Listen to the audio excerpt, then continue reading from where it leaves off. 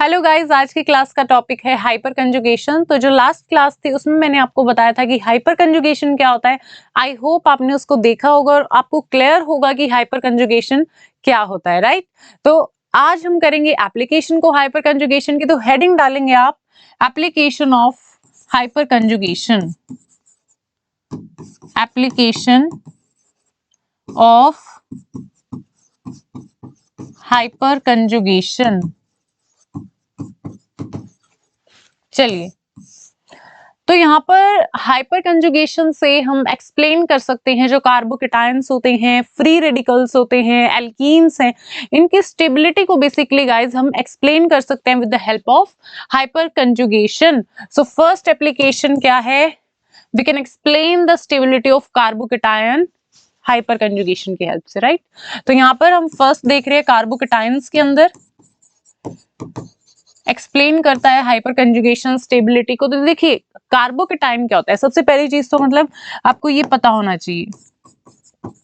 देखो यहाँ पर ये जो कार्बन पे मैंने पॉजिटिव चार्ज बनाया है, ये क्या है हमारे पास कार्बोकेटाइन स्पीशीज है। मतलब इस कार्बन के ऊपर क्या आ गया, पॉजिटिव चार्ज आ गया।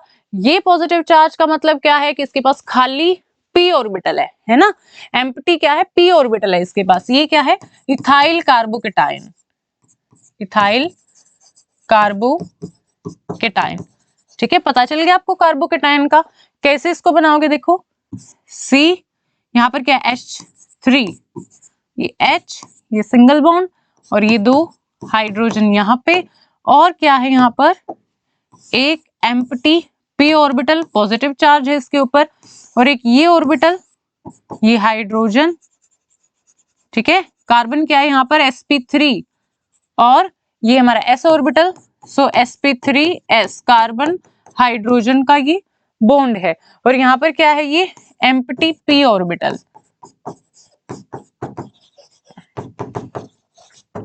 Empty p orbital, right. तो यहाँ पर एम्प्टी p ऑर्बिटल और ये वाला ऑर्बिटल, इनकी क्या हो जाती है, पार्शियल ओवरलैपिंग हो जाती है। क्या हो जाती है, ओवरलैपिंग हो जाती है। ठीक है, तो यहाँ पर एम्प्टी p ऑर्बिटल होने की वजह से ही हमें क्या देखने को मिल जाएगा, हाइपर कंजुगेशन हमें यहाँ पर देखने को मिल जाएगा। ठीक है, नो बॉन्ड रेजोनेंस भी हम जिसे बोलते हैं। क्लियर हुई बात। सो यहाँ पर एम्प्टी p ऑर्बिटल की वजह से पॉजिटिव चार्जेस के ऊपर कार्बोकेटाइन स्पीशीज है, एम्प्टी p ऑर्बिटल होने की वजह से यहाँ पर हमें क्या देखने को मिल रहा है, हाइपर कंजुगेशन। यही तो होता है हाइपर कंजुगेशन, राइट। एक एम्प्टी p ऑर्बिटल होता है, दूसरा सिग्मा जो हमारा बॉन्ड होता है, सिंगल जो बॉन्ड होता है उसके इलेक्ट्रॉन्स होते हैं। फाइन, क्लियर हो गया। सिग्मा ऑर्बिटल और यहाँ पर क्या है हमारे पास एम्प्टी p ऑर्बिटल, इनकी क्या हो जाएगी कंजुगेशन, सिग्मा पाई कंजुगेशन भी हम इसे बोलते हैं, और ये क्या है हाइपर कंजुगेशन। क्लियर। तो कार्बोकेटाइन के अंदर भी हमें हाइपर कंजुगेशन देखने को मिलेगी। तो यहाँ पर ये एक्सप्लेन करता है स्टेबिलिटी को कार्बोकेटाइंस की। अब हम देखेंगे कि इथाइल कार्बोकेटाइन के अंदर किस तरीके से हाइपर कंजुगेशन है, राइट। तो यहाँ पर अगर आपने लास्ट क्लास देखी है तो आप मुझे करके बता दोगे CH3 CH2 पॉजिटिव के अंदर हाइपर कंजुगेटिव स्ट्रक्चर्स को। ये क्या है, इथाइल कार्बोकेटाइन। ठीक है, इथाइल कार्बोकेटाइन है, यस बना सकते हो हाइपर कंजुगेटिव स्ट्रक्चर्स यहाँ पे। शाबाश, करो खुद से ट्राई एक बार। अगर आपको ये समझ नहीं आ रहा है जो मैं बता रही हूँ, तो आप जो पिछली क्लास है हाइपर कंजुगेशन की, प्लीज एक बार उसको आप देखो, उसके बाद आपको ये सारी चीजें अपने आप क्लियर होने लग जाएगी। ठीक है, अगर आप डायरेक्ट इस वीडियो पे आए हो और आपको ये समझ नहीं आ रहा है तो पहले हाइपर कंजुगेशन की देखो। ठीक है, इसके बाद यहाँ पर आओ एप्लीकेशन ऑफ हाइपर कंजुगेशन पे। चलिए, तो CH3 CH2 यहाँ पर कैसे बनाओगे आप हाइपर कंजुगेटिव स्ट्रक्चर। देखो पहले इसको हम ओपन कर लेते हैं, CH3 और यहाँ पर ये क्या है CH2 पॉजिटिव। ठीक है, क्लियर। अब क्या होगा, ये वाला जो बॉन्ड है ये यहाँ शिफ्ट कर जाएगा। ठीक है, बताया था मैंने आपको, यहाँ पर हाइड्रोजन, यहाँ हाइड्रोजन, और ये क्या है हमारे पास H+, ये H+ है, यहाँ डबल बॉन्ड, और ये क्या आ गया CH2। तो बन गई, थी ना कितनी simple first hyper conjugative structure. ऐसे ही सेकंड भी हो जाएगी, ऐसे ही नेक्स्ट बना दो। यहाँ पर क्या है, ये हाइड्रोजन, ये हाइड्रोजन, ये H प्लस, यहाँ डबल बॉन्ड, यहाँ CH2, ये क्या होगी सेकंड हाइपर कंजुगेशन। अब एक और ऐसे ही बना दो, C डबल बॉन्ड CH2, यहाँ पर CH और यहाँ पर H प्लस। ठीक है, तो ये हो गई हमारे पास third hyper conjugative structure. Right, कितने हैं यहाँ पर अल्फा कार्बन पे अल्फा हाइड्रोजन्स, तो 3 अल्फा हाइड्रोजन्स थे, तो कितनी बन गई हमारे पास हाइपर कंजुगेटिव स्ट्रक्चर भी 3 आ गई। ठीक है, लास्ट क्लास में जब हाइपर कंजुगेशन करवाया मैंने आपको, तो उसमें बताया था जितने नंबर ऑफ अल्फा हाइड्रोजन्स होंगे, जितने number of alpha hydrogen atom होंगे, उतनी ही क्या होंगी हाइपर कंजुगेटिव स्ट्रक्चर और उतनी ही ज्यादा स्टेबिलिटी होगी। राइट, यही बताया था।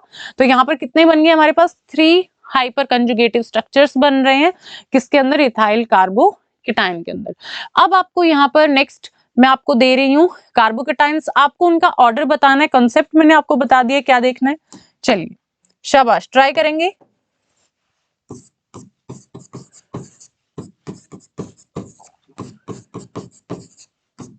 प्लस चार्ज है इसके ऊपर,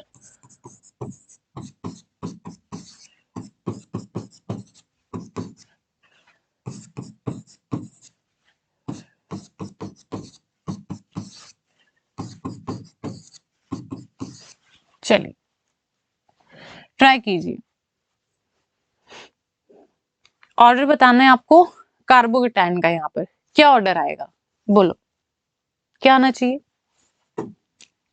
क्या देखें हम यहाँ पे, सिंपल हम यहाँ पर देख लेते हैं अल्फा हाइड्रोजन्स। ठीक है, देखो कितने यहाँ पर कार्बोकेटाइन का, ये कार्बन है, इससे नेक्स्ट वाला कार्बन अल्फा, ये अल्फा, ये अल्फा, ये अल्फा। देखो यहाँ पर कितने अल्फा हाइड्रोजन्स है, 3 3 3, कितने 9 अल्फा हाइड्रोजन। यहाँ देखो 3 3, यहाँ पर कितने हैं 6 अल्फा हाइड्रोजन। यहाँ देखो कितने 3 3 अल्फा हाइड्रोजन, यहाँ पर नो 0 अल्फा हाइड्रोजन। राइट, तो ये आ रहा है हमारे पास। क्लियर, 9 अल्फा हाइड्रोजन है, यहाँ पर 6 अल्फा, यहाँ पर 3 अल्फा, यहाँ पर 0 अल्फा। और जितनी ज्यादा अल्फा हाइड्रोजन एटम, उतनी ज्यादा क्या हो जाएगी हाइपर कंजुगेटिव स्ट्रक्चर बनेंगे। जितने ज्यादा स्ट्रक्चर बनेंगे उतनी ज्यादा स्टेबिलिटी हो जाएगी। So what's the stability order, yes stability order क्या हो जाएगा हमारे पास, अब बता सकते हैं स्टेबिलिटी ऑर्डर क्या आएगा, बोलो। ये फर्स्ट है, ये सेकंड, ये थर्ड और ये fourth. So what is the order, 1 2 3 4, 1 2 3 and 4। ये हो जाएगा हमारे पास कार्बोकेटाइन की स्टेबिलिटी का ऑर्डर। इजी था, समझ में आया किस तरीके से आप बताओगे कार्बोकेटाइन की स्टेबिलिटी का ऑर्डर। राइट, ठीक है। अब मैं आपको बता रही हूं फ्री रेडिकल का। चलिए अब हम देखेंगे किस केस में, फ्री रेडिकल्स के केस में बिल्कुल सेम है। ठीक है, जो बात मैंने आपको कार्बोकेटाइन में बताई है वही बात जस्ट आपको अप्लाई करनी है फ्री रेडिकल में। यहाँ पर भी क्या है, जितने ज्यादा नंबर ऑफ अल्फा हाइड्रोजन्स होंगे उतनी ही ज्यादा स्टेबिलिटी होगी फ्री रेडिकल की। तो देखिए आप मुझे अब ऑर्डर बता दो, CH3, यहाँ CH3 CH3 CH3 CH3 free radical.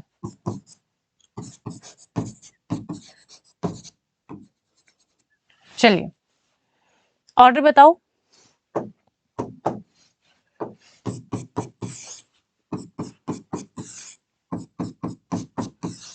क्या ऑर्डर आ जाएगा यहाँ पर। यस, फ्री रेडिकल का क्या ऑर्डर आएगा यहाँ पे, चेक करके बताओ एक बार। बिल्कुल कार्बोकेटाइन की तरह जो वहां पर सोचा है वही आपको यहाँ पर भी सोचना है। जितने ज्यादा नंबर ऑफ अल्फा उतनी ही ज्यादा स्टेबिलिटी फ्री रेडिकल की। Yes, very good. क्या जाएगा, क्या जाएगा order, what's the stability order, क्या जाएगा हमारे पास स्टेबिलिटी ऑर्डर, कितने, यहाँ पर देखो सबसे ज्यादा अल्फा कहाँ पे आ रहे हैं, यहाँ पर आ रहे हैं, उसके बाद यहाँ, उसके बाद वहां पे। तो सबसे ज्यादा ये ऑर्डर हो जाएगा ना। सो 1, उसके बाद 2, उसके बाद 3, ये हमारे पास ऑर्डर आ जाएगा। क्लियर? 1 2 एंड 3 इजी था। फर्स्ट, सेकंड, थर्ड, सबसे ज्यादा फर्स्ट, उसके बाद सेकंड, उसके बाद थर्ड, स्टेबिलिटी ऑर्डर हो गया ये हमारे फ्री रेडिकल्स का। ठीक है, तो एक और करके बताओगे मुझे? वेरी गुड, चलो एक और फ्री रेडिकल का ही।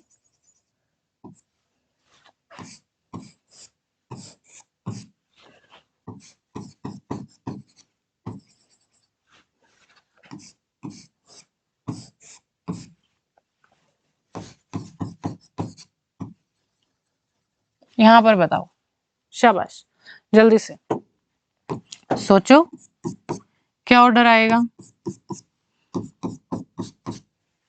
क्या ऑर्डर आने वाला है यहाँ पर फ्री रेडिकल का। स्टेबिलिटी ऑर्डर बताना है आपको फ्री रेडिकल्स का। शाबाश, बताइए। बताएं, चलो तो देखो ध्यान से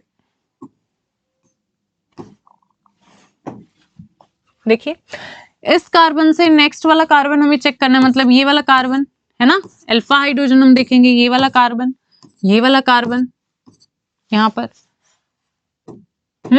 देखो इससे नेक्स्ट वाला कार्बन अल्फा, कितने हाइड्रोजन है? 1 2 3 4, यहां पर चेक करो, ये वाला कार्बन है इससे नेक्स्ट, 1 2 3 4 और 3 ये भी तो हैं।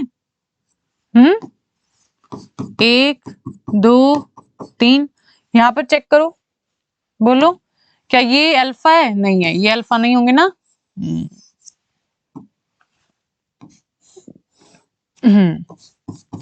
CH2 फ्री रेडिकल, सिर्फ इससे नेक्स्ट वाली कार्बन यही तो होगी अल्फा। अब इससे देखो कितना हाइड्रोजन अटैच है, 1 2 3, तो बॉन्ड है, तो एक ही हमारा क्या होगा यहाँ पर? हाइड्रोजन होगा, जो कि क्या हो जाएगा? अल्फा हो जाएगा। सो यहाँ पर बताओ कितने अल्फा हाइड्रोजन? 1 2 3 4 alpha hydrogen. अब नेक्स्ट वाले में बताओ कितने? 2 2 4 और 3 कितने? 7 अल्फा हाइड्रोजन। यहाँ पर बताओ कितने? 1 अल्फा हाइड्रोजन। तो बताओ मेरे को स्टेबिलिटी ज्यादा कहां पर होगी? जितने ज्यादा नंबर ऑफ अल्फा हाइड्रोजन उतनी ज्यादा स्टेबिलिटी। ठीक है ना, समझ आ रहा है आपको? अल्फा, देखो फ्री रेडिकल का जो कार्बन है इससे नेक्स्ट वाला कार्बन आपको देखना है, वो अल्फा कार्बन है, उससे अटैच्ड जो हाइड्रोजन है वो अल्फा हाइड्रोजन है। कितने हो गए? 1 2 3 4। यहाँ देखो इससे नेक्स्ट वाला कार्बन, जस्ट इससे नेक्स्ट मूव करना है आपको। ठीक है, इससे नेक्स्ट आपको जाना है। तो यहाँ हमने देखा इससे नेक्स्ट ये कार्बन थे, अब इससे नेक्स्ट देखो, इस कार्बन से दो तो क्या है? हाइड्रोजन अटैच है, इससे एक यहाँ पर बॉन्ड है, ठीक है, और एक हमारा फ्री रेडिकल है। तो इससे नेक्स्ट आप जाओगे तो क्या होगा? ये वाला कार्बन है, इस कार्बन के 3 तो बॉन्ड बन रहे, एक यहाँ एक यहाँ एक यहाँ, तो क्या होगा? एक यहाँ पर हाइड्रोजन होगा। ठीक है, तो एक हो गया वहां पे। तो कितने नंबर ऑफ अल्फा हाइड्रोजन? यहाँ 7, यहाँ 4, यहाँ 1, जितने ज्यादा उतनी ज्यादा क्या हो जाएगी? Stability. So what's the stability order? Yes, क्या हो जाएगा? सबसे ज्यादा सेकंड की हो जाएगी स्टेबिलिटी, इसके बाद फर्स्ट एंड इसके बाद थर्ड, ये आ जाएगा हमारा स्टेबिलिटी ऑर्डर। ठीक है, सो स्टेबिलिटी ऑर्डर ये आ जाएगा। क्लियर हुआ कंसेप्ट? तो ये स्टेबिलिटी ऑर्डर हो जाएगा। ठीक है, सबसे ज्यादा सेकंड की, उसके बाद फर्स्ट एंड उसके बाद थर्ड। फ्री रेडिकल की ये आ गया आपका स्टेबिलिटी ऑर्डर। हैप्पी? क्लियर है कॉन्सेप्ट आपको? कार्बोकेटाइन के अंदर भी और फ्री रेडिकल के अंदर भी। अब नेक्स्ट आता है एल्कीन्स की स्टेबिलिटी। चलिए एल्कीन्स को करते हैं। अब थर्ड है, स्टेबिलिटी ऑफ एल्कीन्स को भी एक्सप्लेन करता है कौन? Hyper conjugation. Stability of alkenes किस तरीके से एक्सप्लेन करेगा? देखो एल्कीन की जो स्टेबिलिटी है कैसे बताते हो आप? हीट ऑफ हाइड्रोजनेशन से। ठीक है, देखो क्या बोलते हो कि हीट ऑफ जो हाइड्रोजनेशन है इनवर्सली होती है किसकी? स्टेबिलिटी के, स्टेबिलिटी ऑफ एल्कीन, और इनवर्सली होती है नंबर ऑफ अल्फा हाइड्रोजन के। यही होता है। जितनी, यहां से क्या समझ में आ रहा है? जितनी ज्यादा हीट ऑफ हाइड्रोजनेशन उतनी ही कम स्टेबिलिटी। ठीक है, मतलब उतनी ही क्या है? कम वहां पर अल्फा हाइड्रोजन एटम है। जितनी ज्यादा अल्फा हाइड्रोजन एटम, ठीक है, उतनी ज्यादा स्टेबिलिटी और उतनी ही कम हीट ऑफ हाइड्रोजनेशन। अब हीट ऑफ हाइड्रोजनेशन क्या होता है ना, कुछ बच्चों को यहाँ पर कंफ्यूजन होगी। तो देखो क्या होता है, एल्कीन है मेरे पास की, देखो ये एल्कीन है, ठीक है, सिंपल। अब इस एल्कीन में हाइड्रोजन ऐड कर दो तो ये क्या होगी, हाइड्रोजनेशन होगी एल्कीन की। तो यहाँ क्या बन जाएगा, R CH2 CH3, और एक यहाँ पर हीट रिलीज होती है जब हाइड्रोजनेशन होती है ना एल्कीन के, एल्कीन से क्या बनता है, एल्केन बनता है, तो हीट रिलीज होती है, उसी को डेल्टा H जो है यहाँ पर क्या बोलते हैं हम, हीट ऑफ हाइड्रोजनेशन, ठीक है। यही डेल्टा H जो एनर्जी यहाँ रिलीज होती है, जो हीट रिलीज होती है, उसी को हम क्या बोलते हैं, बोलो, हीट ऑफ हाइड्रोजनेशन। और ये हीट ऑफ हाइड्रोजनेशन जितनी ज्यादा होगी, मतलब उसका है ये एल्कीन उतनी ज्यादा अनस्टेबल होगी। अब देखो आप मेरी बात सुनो ध्यान से, एल्कीन है, ठीक है, जितनी ज्यादा ये स्टेबल होगी, ध्यान से समझने की बात है, देखो जितनी ज्यादा स्टेबल होगी उतना ही कम चाहेगी ना आगे प्रोसीड होना। जितनी ये अनस्टेबल है उतनी ही फास्टली, उतनी ही ज्यादा जल्दी इस हाइड्रोजन के साथ रिएक्ट करेगी, ठीक है। जितनी अनस्टेबल, क्योंकि अनस्टेबल को क्या होता है ना, स्टेबल होना होता है, वो क्या चाहता है रिएक्ट करके कि मैं स्टेबल हो जाऊं। अनस्टेबल भाग के रिएक्ट करेगी हाइड्रोजन से, उतनी ही ज्यादा हीट ऑफ हाइड्रोजनेशन मतलब हीट रिलीज होगी, ठीक है। तो इसीलिए यहाँ पर ये ऑर्डर लिखा है हमने कि heat of hydrogenation is inversely to stability of alkene, is inversely to number of alpha hydrogen, ठीक है। सो एल्कीन जितनी अनस्टेबल होगी उतनी फास्टली रिएक्ट करेगी हाइड्रोजन के साथ, और उतनी ज्यादा हीट रिलीज होगी, जिसे हम क्या बोलते हैं, हीट ऑफ हाइड्रोजनेशन। तो क्लियर हुआ ये वाला पॉइंट, इसमें बहुत कंफ्यूजन रहती है, ठीक है। क्लियर हो गया आपको, heat of hydrogenation inversely to stability of alkene, inversely to number of alpha hydrogen, ठीक है। अल्फा हाइड्रोजन मतलब जितने ज्यादा number of alkyl group attach होंगे हमारी एल्कीन से, उतनी ज्यादा एल्कीन क्या होगी, स्टेबल होगी। समझ आ रहा है कॉन्सेप्ट, ठीक है। चलो अब मेरे को ऑर्डर बताओगे, वेरी गुड, ट्राई करके, ठीक है।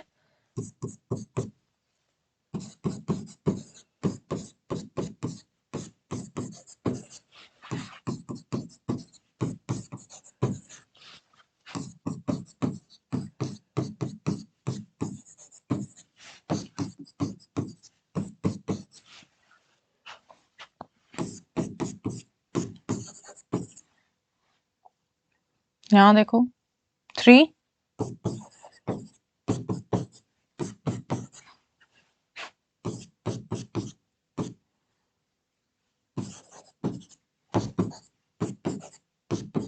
चलिए ऑर्डर बताइए यहाँ पे।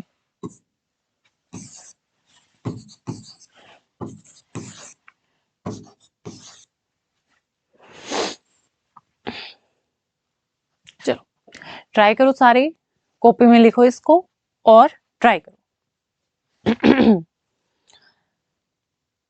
कहां पर स्टेबिलिटी ज्यादा होगी आपको ये बताना है, स्टेबिलिटी ऑर्डर आपको बताना है। चलो ट्राई किया आपने, बताएं फिर, आओ देखो जितनी ज्यादा नंबर ऑफ अल्फा उतनी ही क्या होगी, हमारी स्टेबिलिटी होगी। तो यहाँ चेक करो, चेक करो एक बार कहां पर ज्यादा होगी। यहाँ पर देखो इससे नेक्स्ट वाले 3 3 3 3 कितने, 12 अल्फा है ना। यहाँ पर कितने हो जाएंगे, 12 अल्फा हाइड्रोजन। यहाँ देखो कितने, 3 3 3 मतलब 9 अल्फा हाइड्रोजन। यहाँ पर कितने आ रहे हैं हमारे पास, 6 अल्फा हाइड्रोजन। यहाँ पर क्या आ रहे हैं हमारे पास, सिर्फ 3 अल्फा हाइड्रोजन, ठीक है। तो जितने ज्यादा अल्फा हाइड्रोजन होंगे उतनी ज्यादा क्या हो जाएगी, स्टेबिलिटी, मतलब जितनी ज्यादा नंबर ऑफ एल्काइल ग्रुप यहाँ पर अटैच होंगे अनसैचुरेटेड सिस्टम से, उतनी ज्यादा क्या हो जाएगी, स्टेबिलिटी हो जाएगी। So what's the stability order, क्या मुझे बता सकते हैं यहाँ पे जो स्टेबिलिटी ऑर्डर है वो क्या रहने वाला है। यस बोलो, स्टेबिलिटी ऑर्डर कहां पर ज्यादा होगा। ये क्या है हमारा, टेट्रा सब्स्टिट्यूटेड है, ये क्या है हमारा, ट्राई सब्स्टिट्यूटेड है, ये क्या है हमारा, डाई सब्स्टिट्यूटेड है, और ये क्या है हमारा, मोनो सब्स्टिट्यूटेड है। तो जितनी ज्यादा सब्स्टिट्यूशन उतनी ज्यादा क्या है, स्टेबिलिटी होगी एल्कीन की। जितनी ज्यादा स्टेबिलिटी एल्कीन की मतलब क्या, उतनी कम हीट ऑफ हाइड्रोजनेशन, उतने ही कम अल्फा हाइड्रोजन्स, ठीक है, जितनी ज्यादा स्टेबिलिटी उतनी ही कम हीट ऑफ हाइड्रोजनेशन, उतनी ज्यादा अल्फा हाइड्रोजनेशन। ठीक है, मैंने उतनी ज्यादा अल्फा हाइड्रोजन्स, मैंने उल्टा बोल दिया था पहले। ठीक है, ध्यान देना इस पे। देखो दोबारा देखो, जितनी ज्यादा स्टेबिलिटी एल्कीन की मतलब उतनी ही कम हीट ऑफ हाइड्रोजनेशन, उतनी ही ज्यादा अल्फा हाइड्रोजन्स। ठीक है, क्लियर हो गई बात। तो अब मुझे यहाँ पर ऑर्डर बता दो, शाबाश, क्या ऑर्डर हो जाएगा? वेरी गुड, सबसे ज्यादा फिर ये। ठीक है, ये हो जाएगा ना हमारे पास ऑर्डर। तो बताओ, 1 फर्स्ट की सबसे ज्यादा स्टेबिलिटी, फिर सेकंड की, फिर थर्ड की, और फिर फोर्थ की, ये हमारे पास ऑर्डर आ जाएगा। क्लियर हो गया? शाबाश, क्लियर। चलो अब मैं आपको एक और देती हूँ वहां, और मेरे को आप बता दो तो मेरे को यकीन हो जाएगा कि आपको समझ आ गया है।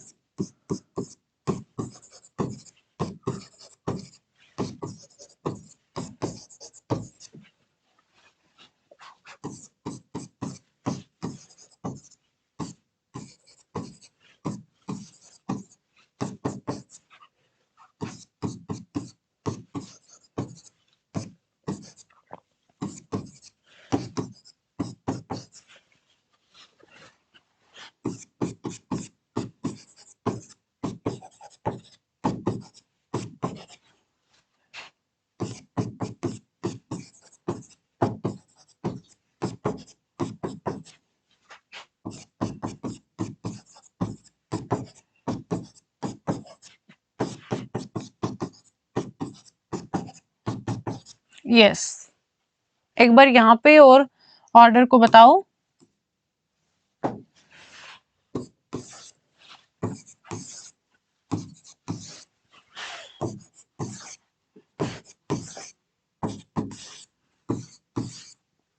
ठीक है, देखो ऑर्डर बताना है यहाँ पे आपको एल्कीन्स की स्टेबिलिटी का। ठीक है, चलिए ट्राई करो, शाबाश।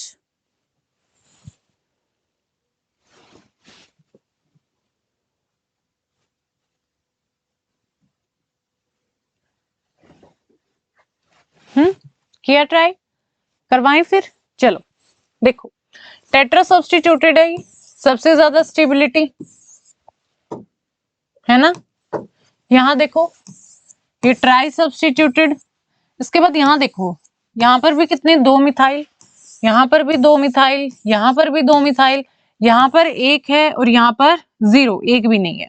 ठीक है, तो 4, 2 और 1 और 3, इनमें तो हमें पता चल रहा है ऑर्डर, बट ये जो 2 वाले हैं यहाँ कैसे देखेंगे? बिकॉज यहाँ पर भी 2 मिथाइल है, यहाँ भी 2 है और यहाँ पे भी 2 है। अब डिफरेंस देखना आपको ध्यान से, अदरवाइज गलत होने का चांस है। यहाँ पे देखो, एक ही कार्बन पे 2 मिथाइल हैं, तो इसे हम क्या बोलते हैं? जैमिनल एल्कीन। क्या बोलोगे? जैमिनल एल्कीन। ठीक है, और एक कार्बन पे ये हमारी एल्कीन है, अपोजिट साइड्स लगे हों तो इसे हम बोलते हैं ट्रांस।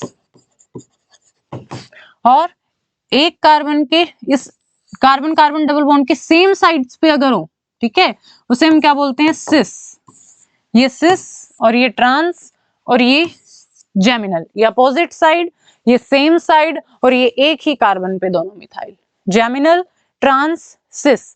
अगर हमें यहां पर ऑर्डर पता चल जाए तो हम पूरा ऑर्डर बता सकते हैं। ठीक है, तो कंफ्यूजन यहां पर है जैमिनल, ट्रांस, सिस, इसमें किसमें ज्यादा होगी स्टेबिलिटी? चलिए अब ध्यान से सुनेंगे आप। देखो, जैमिनल जो होते हैं, यहां पर जो हमारे पास रहती है हिंड्रेंसिन मिथाइल्स के बीच में, और हम बात करें सिस वाले के बीच में, ठीक है, एक हम बात करें सिस के मिथाइल्स के बीच में, एक हम बात करें जैमिनल के मिथाइल्स के बीच में, तो यहां पर जो है ये वाइडर एंगल होता है। ठीक है, समझ आ रही है बात? यहाँ पर ये क्या होता है? वाइडर एंगल होता है, मतलब मिथाइल, इन दोनों मिथाइल के बीच में जो एंगल है ये क्या ज्यादा होता है, इन दोनों के बीच में डिस्टेंस जो है ज्यादा होता है, दैट्स वाई यहाँ पर रिपल्शन कम होती है एज कंपेयर टू सिस। यहाँ पर क्या है, जो दोनों मिथाइल हैं इनके बीच में रिपल्शन ज्यादा होती है जैमिनल के मिथाइल से। सो रिपल्शन ज्यादा है तो मतलब यहाँ क्या हो जाएगा? स्टेबिलिटी कम हो जाएगी, इसलिए जैमिनल वाली जो हमारी एल्कीन है वो सिस वाली एल्कीन से ज्यादा स्टेबल होती है। क्लियर हुई बात? तो जैमिनल जो है सिस से क्या हो जाएगा? ज्यादा स्टेबल हो जाएगा। अब ट्रांस और जेमिनल में अगर हम बात करते हैं, ठीक है, तो यहां पर देखो, यहां पे क्या है हमारे पास, सेम ग्रुप क्या है, डिफरेंट साइड, मतलब मिथाइल मिथाइल, ये जो दो बल्कि ग्रुप है इनके बीच में क्या होगी, स्टीरिक हिंड्रेंस हो जाएगी।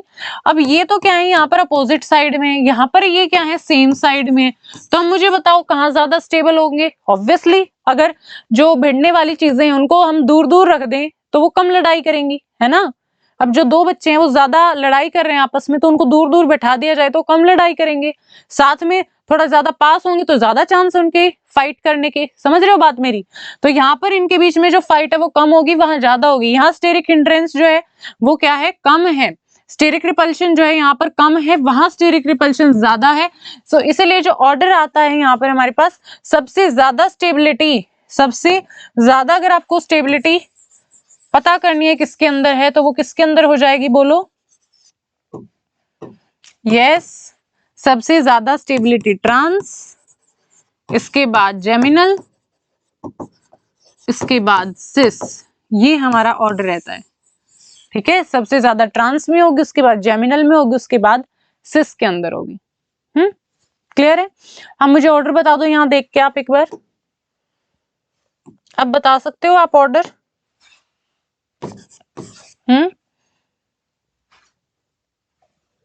ओके, 1 2 3, ये 4 5, ये 6 और ये 7, ठीक है।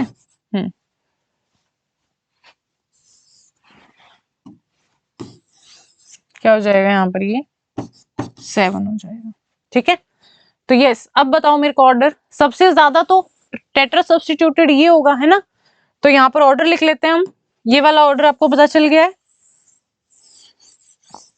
लिखो एल्कीन की स्टेबिलिटी का ऑर्डर, सबसे ज्यादा फर्स्ट, यस, इसके बाद सेकंड, इसके बाद थर्ड, फोर्थ, फिफ्थ में से कौन होगा, फोर्थ पे ट्रांस है ना, तो ट्रांस की ज्यादा है, फोर्थ पे आएगा। फिर जेमिनल की ज्यादा है तो किस पे, 3 पे आ जाएगा, 3 का होगा। इसके बाद सिस सबसे लास्ट में है तो फिफ्थ आ जाएगा, तो क्या आ जाएगा हमारे पास, फिफ्थ आ जाएगा, ठीक है। इसके बाद क्या आ जाएगा, फिफ्थ आ जाएगा। इसके बाद क्या आ जाएगा हमारे पास, सिक्स्थ, है ना, यहाँ पर एक मिथाइल है, और लास्ट वहां पर एक भी नहीं है तो 7 सबसे लास्ट में आ जाएगा। ये हमारे पास ऑर्डर हो जाएगा 1 2, इसके बाद 4, इसके बाद 3, इसके बाद 5, इसके बाद 6 एंड देन 7, ठीक है। This is the order of stability of alkenes. Clear हो गया आपको किस तरीके से जो हमारा हाइपर कंजुगेशन है वो एक्सप्लेन करता है स्टेबिलिटी को एल्कीन्स की। ये एल्कीन का ऑर्डर भी आपको पता होना चाहिए। यहाँ पर जो जेमिनल सिस ट्रांस वाला है इसमें बहुत ज्यादा मतलब कंफ्यूजन रहती है, गलती हो जाती है, गलती होने के चांस ज्यादा है, तो इसको आप अच्छे से बिल्कुल माइंड में बैठा लेंगे इस चीज को, ठीक है। तो यहाँ पर हाइपर कंजुगेशन से हमने किस किस को एक्सप्लेन किया स्टेबिलिटी को, एक तो कार्बोकेटाइंस की, फ्री रेडिकल्स की और साथ में एल्कीन्स की, ठीक है। इजी थी, सारे कॉन्सेप्ट समझ में आए आपको। अगर कहीं पे भी आपको डाउट आ रहा है तो आप कमेंट बॉक्स में कमेंट कर सकते हैं, ठीक है। वहां पर आपको बता दिया जाएगा जो भी आपको कंफ्यूजन है, राइट। तो फिर आज के इस वीडियो में हम यहीं तक करते हैं, वाइंड अप करते हैं अपनी आज की क्लास को। नेक्स्ट क्लास में फिर देखेंगे हम इंडक्टिव या इलेक्ट्रोमेरिक इफेक्ट में से कंटिन्यू करेंगे फिर आगे, ठीक है। इंडक्टिव इफेक्ट को करवाएंगे आपको, उसके बाद फिर इलेक्ट्रोमेरिक इफेक्ट आएगा, देन फिर आपको डिफरेंस करवा के फिर ये चैप्टर हमारा क्या है फिनिश हो जाएगा। क्लियर। तो फिर आज की क्लास में इतना ही, मिलते हैं नेक्स्ट वीडियो में। अगर वीडियोस पसंद आ रहे हैं तो अपने फ्रेंड्स के साथ भी इसको शेयर करना है। Thanks for watching.